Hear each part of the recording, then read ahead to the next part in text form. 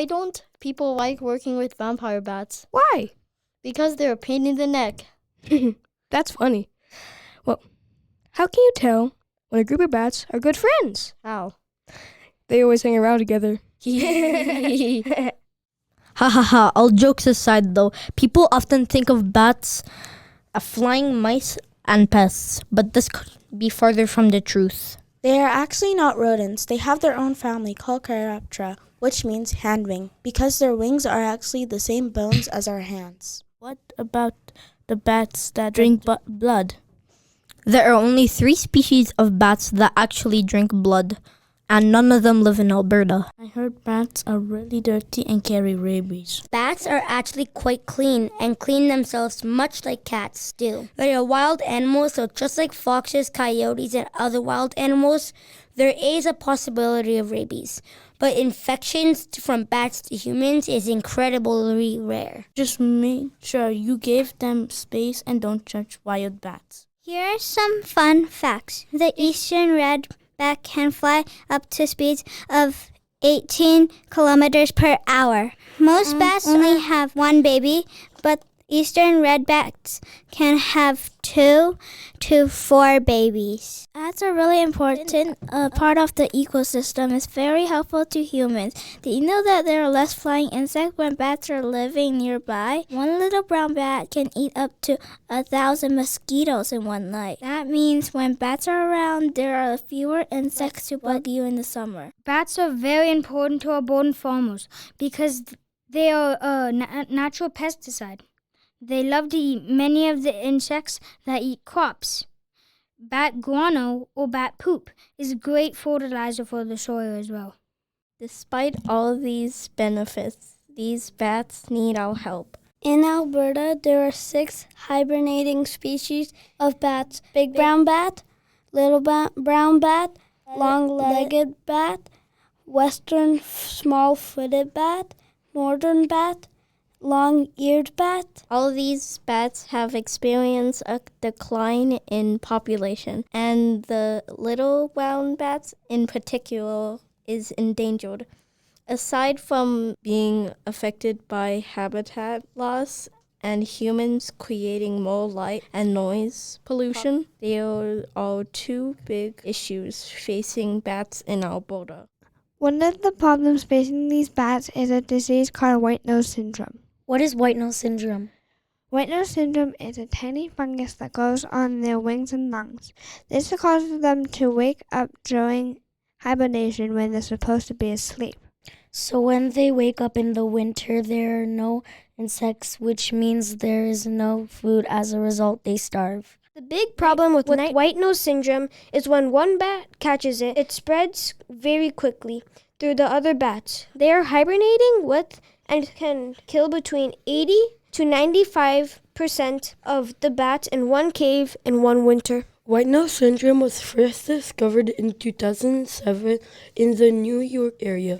Researchers have been working hard to prevent the spread of white nose syndrome, but unfortunately, we discovered a first case in Alberta in June 2024 in the Red Deer River Valley populations. Some bat species in the area did not show any sign of fungus infection, but the 3 little brown bats in 2 different locations tested positive for white nose syndrome. This is our most endangered bat species and very concerning. It is hard to help them as we don't know the locations of the caves where they hibernate, and there are so many caves in the Badlands.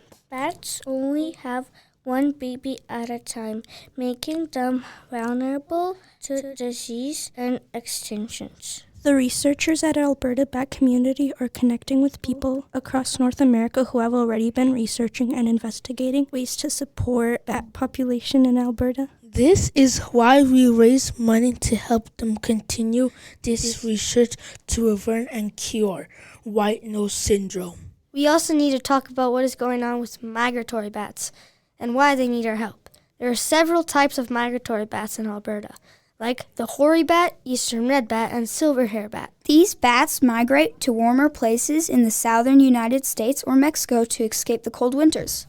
Hundreds of hoary bats travel together during migration. As they travel, they follow a southward path using land features like mountains and rivers to help them navigate.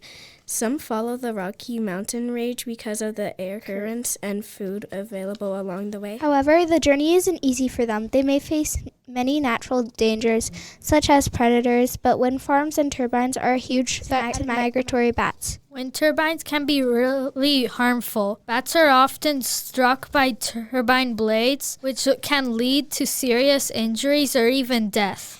They may also suffer from something called barotrauma, a rapid change in air pressure near the blades that damages their lungs. To protect bats, we need to make changes. For example, we could slow down turbines when bats are most active at night.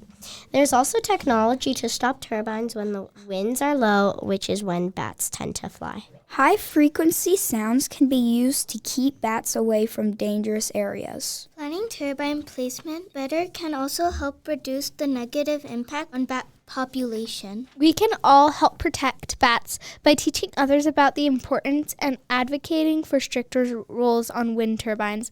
Governments need to create policies that protect bats, and companies must follow these rules. Other problems bats face include habitat loss, climate change, and even pesticide poisoning while migrating. Now that we have told you about these problems, you are probably wondering how you can help. We have a few suggestions for you. First of all, you can help us correct the myths that bats are bad pests.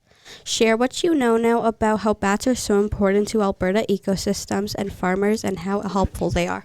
Make sure you never touch a bat. Even though they are not aggressive, they will defend themselves if they feel threatened. The best thing to do is leave them be if you can. If you find a bat in trouble that has to be moved, get an adult and some thick gloves. Have the adult gently remove the bat and put it in a box and call a local wildlife rescue. If you find a bat in or around your home, leave it alone if you can, and it will probably go away on its own.